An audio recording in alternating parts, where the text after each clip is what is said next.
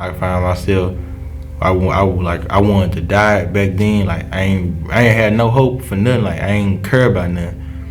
I used to get bullied back then. Didn't nobody really care about me. I feel like I just how I felt. That's just my mindset. I ain't feel like nobody cared about me. Nobody wanted to listen to me. Didn't nobody feel where I came from.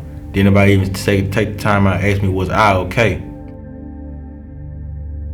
When I was a little girl, no one cared about me. I would be sexually assaulted and tossed aside like a rag doll. I had no value. I was told I had no purpose other than to sexually gratify all these other old men. No one cared. They knew. Police officers knew. Governors knew. They were all involved. They all knew what was going on. Nobody cared what was happening to me.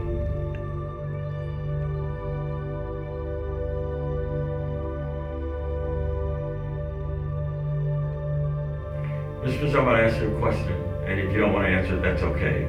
But have you thought about what your parents may have experienced from an ACEs perspective that impacted how you were raised? Well,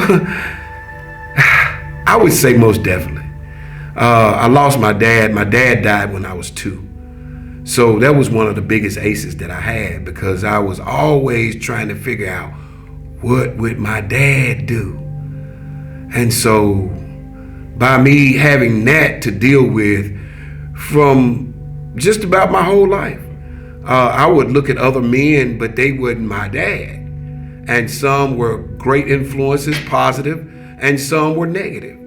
And with my mom, she was a single mom. And so some of the things that she had to do in raising us affected me, affected my sisters.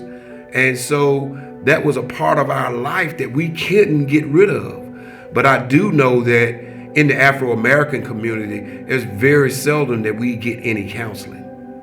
And so whether it's death and all these different toxic things that happen in our lives are some of the things that mold us. We took the ACEs test. Charlie had a event, and they took the ACEs test, and I saw people crying, and I'm like, and so I'm looking at my wife. She's taking the ACEs test, and I'm trying to get her numbers right. I'm trying to see what's wrong. I'm trying to see, And before I knew it, she had tears in her eyes, because she began to, her score was high, and she was like, oh man, now I understand so much, all right? But guess who else understood so much? When I came to know her ACEs score, I knew so much. I began to understand her in a different light. I began to see, well, wait a minute. She has been molded in a certain way. Her response that I'm like, why are you responding like that? Really is a normal response for somebody who has went through what she has went through. All right. I get it now. All right.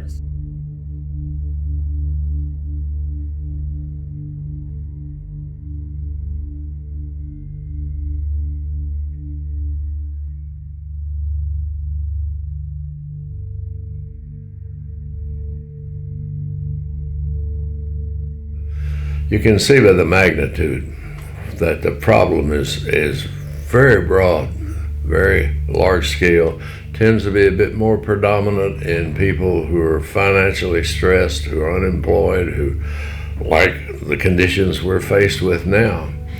And I started looking at it in terms of its stress.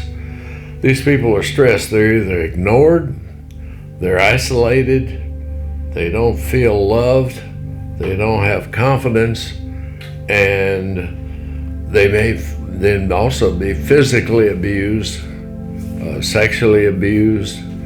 So there's a pretty horrendous list of things that can possibly go on.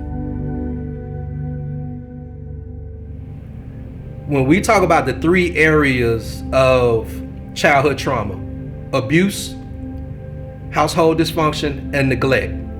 Those are worldwide issues. If you're being raped, it doesn't matter what color you are, how much money you make, right? That's abuse. If your parents aren't in that household, whether it's because they're across the country vacationing or because they're in the corner on crack, it's still neglect. It doesn't matter. And when you talk about household dysfunction, if your parents are divorced, if you're in a single parent household, it still hurts, right? It's still trauma.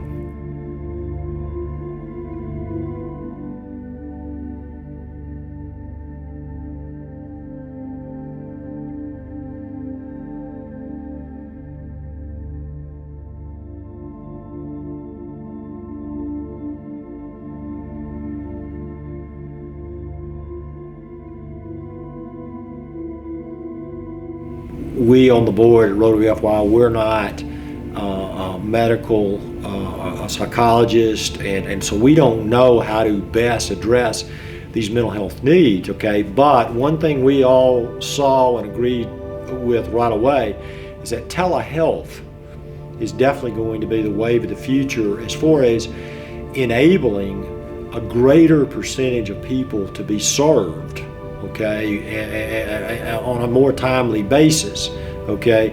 And so that whole concept of being able to use technology to contact individuals and to interview them, document their situations, and be able to contemporaneously record that information and have it, logged back into our systems and all that, it all totally made sense. And to be able to partner with the University of Memphis, that's our flagship here in Memphis, to try to lead us forward with a lot of these types of socioeconomic development. That was a great opportunity for Rotary FYI.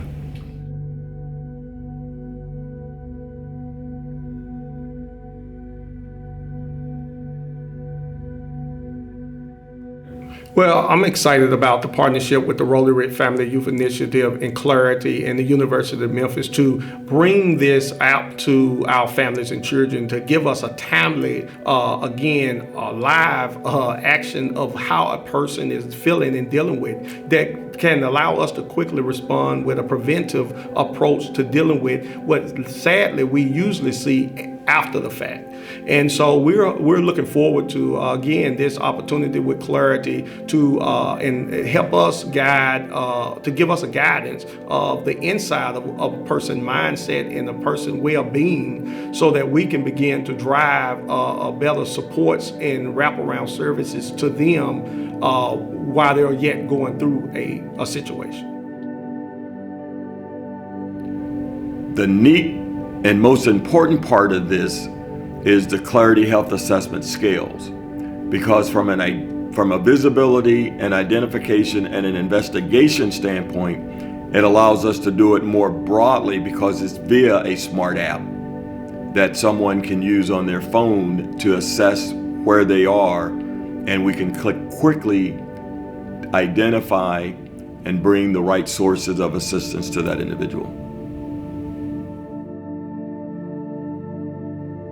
So the Clarity Assessment Tool is wonderful because it definitely provides an overview, a holistic overview of that individual's needs, but it also focuses on the strengths, which is one of the reasons I love this tool. And so because it focuses on a strengths-based perspective, that makes it less threatening in the beginning for an individual to feel comfortable in filling out that assessment. Also, this is a very intuitive tool, so the individual that completes the assessment on themselves can go right in and see what the results of that assessment are. The beautiful thing about having the client complete that prior to the first session or meeting the clinician, they already know moving into that direct intervention what that clinician will be potentially focusing on or asking questions about or preparing them for in treatment.